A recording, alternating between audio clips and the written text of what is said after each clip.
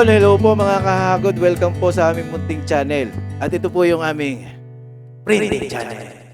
For today's video po, ang aming pong i-share ay magpiprint po tayo ng t-shirt. Gamit po itong tarpaulin printer. Pero hindi po tayo magpiprint ng printable vinyl. Hindi po tayo magpiprint ng printable vinyl. Ang ipiprint po natin ay ito pong acetate. Okay? Magpiprint po tayo ng acetate. Kasi nga po malalaki po yung ating ipiprint. Kasi hindi siya kasya doon sa ating maliliit na printer, yung pang mga desktop printer kasi kailangan nating magdugtong. Kaya naisipan ko na gamitin itong pang tarpaulin printer, eco-solvent para doon sa ating acetate para makapagawa ng t-shirt. Kasi pagka mga ganitong malalaki po yung print, hindi kaya ng maliliit magdudugtong, papangit lang. Okay, meron naman tayo makakahagod nung mga A3. Yun nga lang, sublimation po ito. Okay, simulan na natin mga kahagod. Okay mga kahagod, hindi ko lang masyadong naipakita. Ito po yung ating yung acetate natin, yung nakarolyo. Nilagay ko na po sa likod, hindi lang napakita. Tapos, ito po yung gagamitin natin. Nakapang sticker siya. Kailangan itim na itim yung setting po natin para dito sa acetate. Okay, ito po yung acetate na ginagamit na normal na acetate. Ito po ay yung waterproof, yung nabibili po sa ating pong mga printing supplier. Okay, print na po natin. Kailangan naka sticker setting. Kung ano po yung setting natin sa sticker, yun po yung ating gagamitin. Okay, yan, nagpiprint na mga kahagod. Yan o, okay naman. Alam nyo, dinagdagan ko ng itim to sa setting. Kasi talaga nasubukan ko na po dati mag-print dito sa eco-solvent na printer. Nagkulang po yung kulay itim. Parang mapusyaw pag itinambat sa ilaw. Mamaya po papakita ko sa inyo. Okay? Check muna natin yung piniprint. Okay mga kahagod, natapos na. Ito po yung nangyari dito po, hindi ko napansin. Okay mga kahagod, ulitin ko itong isa. Ayan, at least ito ho yung talagang problema ng eco-solvent pagka po dito dinaan sa acetate. Okay, kasi meron pong likod, merong pinaka printable area.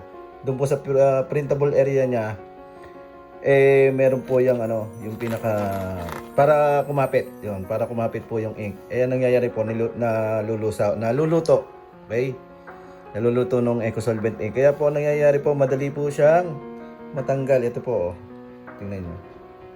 Yan kaya po dahan-dahan po tayo pagka nag-ano po ng ganito, ng eco-solvent. Okay, pagka nagpiprint.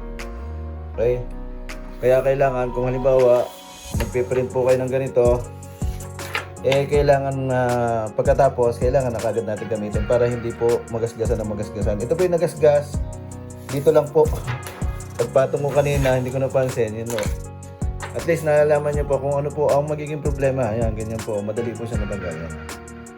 Tsaka ang isa pa ay yan hindi siya masyadong maitim.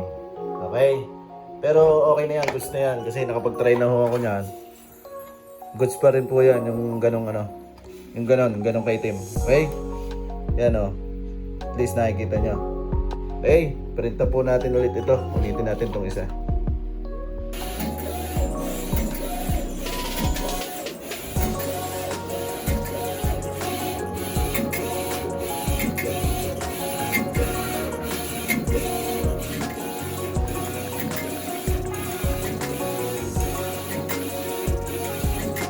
Yan mga kahagod, ito yung ating luma.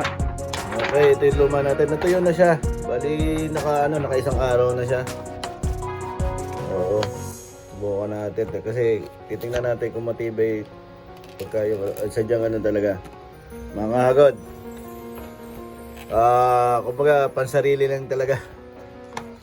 Hindi siya pang kumbaga magbebenta gamit eco-solvent. Tapos acetate hindi pwede. Magagasgas lang sa habandaan. Ayan Nakita niya mga kahagod, madali siya masira. Kaya ang ginagawa ko, iniingatan ko po yun. iniingatan ko po na wag magasgasan kasi gagamitin ko na rin naman kaagad. Okay? Punta tayo doon sa aking ginawa. Okay mga kahagad, ito na po yun. Tapos na. Okay.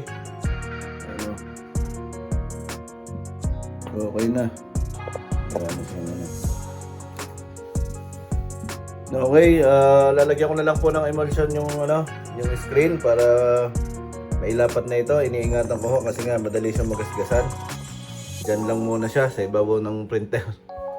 Tapos gagawin ko po yung emulsion. Pero hindi ko na po ipapakita kung paano ginawa yung emulsion.